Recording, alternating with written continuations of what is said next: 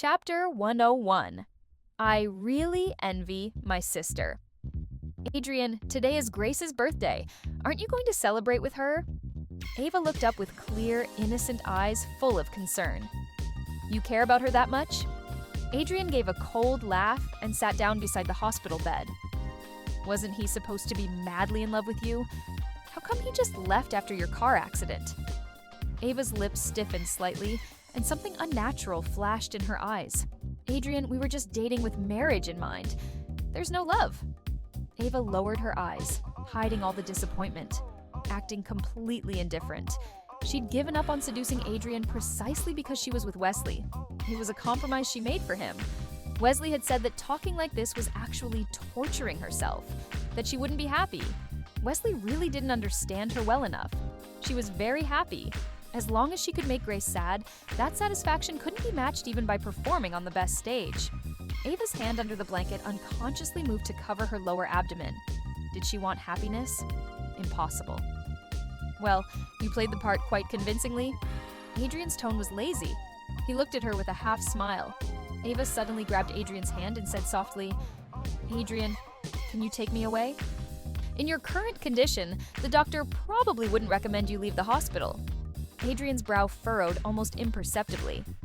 But if I don't leave, he'll definitely come back later. We're over, and I don't want to see him right now. Ava looked pitifully at the man in front of her. The very picture of a delicate, pitiful little flower, like a jasmine standing in the wind and rain, fragile and pure. So sure he'll come back? Ava lowered her lashes and nodded slowly. Someone as heroic as Wesley, even if he'd really decided to break up with her, wouldn't just abandon her when something happened to her. They were different. Wesley was kind and sunny, full of goodwill toward everyone. She was selfish and dark. She should have realized earlier. She shouldn't have lost her heart. Adrian leaned forward and lifted Ava's face with his hand. If I take you away, how are you planning to thank me? The gleam in his eyes was completely undisguised. Ava couldn't help but roll her eyes internally. She'd just been in a car accident, and Adrian was truly a complete beast. Anything is fine. Ava's cheeks flushed with a pale pink, obedient beyond words. I'll listen to you, Adrian. You'd better. Adrian withdrew his hand. He stood up, pulled back the blanket, took off his suit jacket, and covered Ava's face with it. Then he scooped her up in his arms. Ava's face was suddenly covered with a suit jacket. The coat was full of Adrian's scent, a faint, cool, woody fragrance, along with the unique masculine scent mixed with his hormones.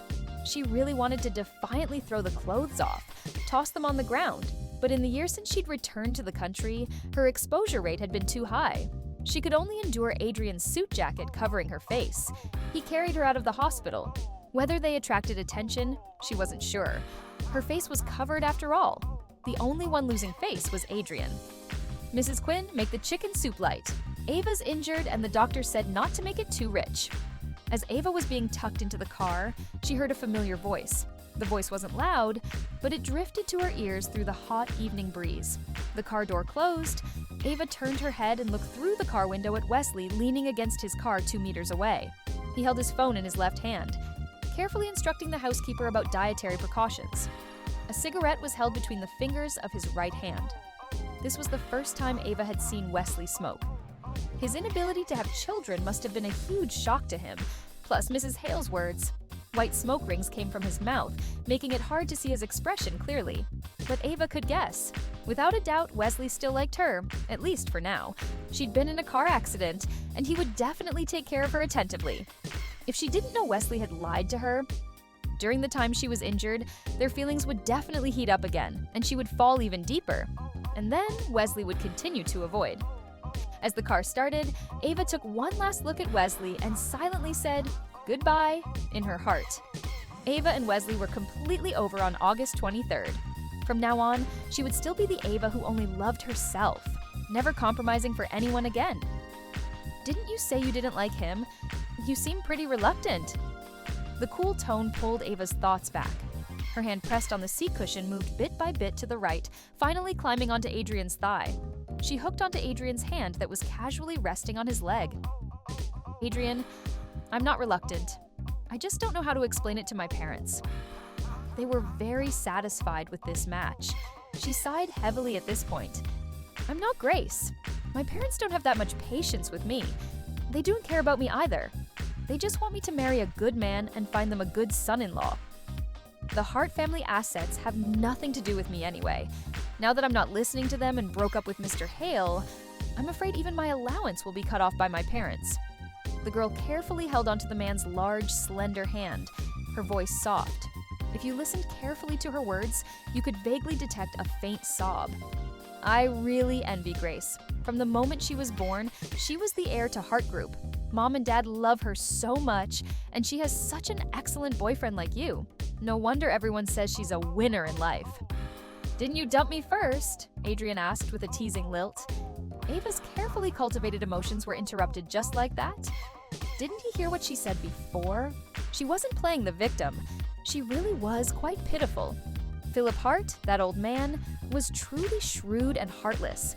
Before marrying her mother, Philip Hart had signed a prenuptial agreement. They'd done property notarization, and he'd established a will early on. All his shares and assets would be inherited entirely by his eldest daughter, Grace Hart. Ava thought her mother's brain must have been filled with mercury by her father. How could she agree to marry under such unreasonable conditions? After all, her mother, marrying her father, was marrying down. The Morgan family's influence in New Harbor was higher than the Harts. However, her mother had done many things in her early years that hurt her maternal grandparents for the sake of that great love of hers. It even got to the point of publicly announcing they were severing the parent-child relationship. For over 20 years, they'd barely had any contact. She did have some contact with her maternal grandparents and 2 uncles, but not much. Naturally, her grandparents' money wouldn't go to her either. Adrian, you misunderstood me. I never wanted to break up with you. Ava's tears came on command.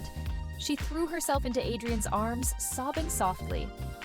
I know you have Grace now, and I shouldn't be delusional anymore, but being with Mr. Hale this time made me realize that being with someone you don't love is really painful.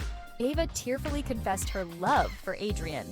In the nearly year she'd been with Wesley, she'd posted quite a few lovey-dovey moments on social media, but she'd blocked Adrian from seeing them. Perhaps she'd never truly kept the promise she made to Wesley, to stay away from Adrian Pierce.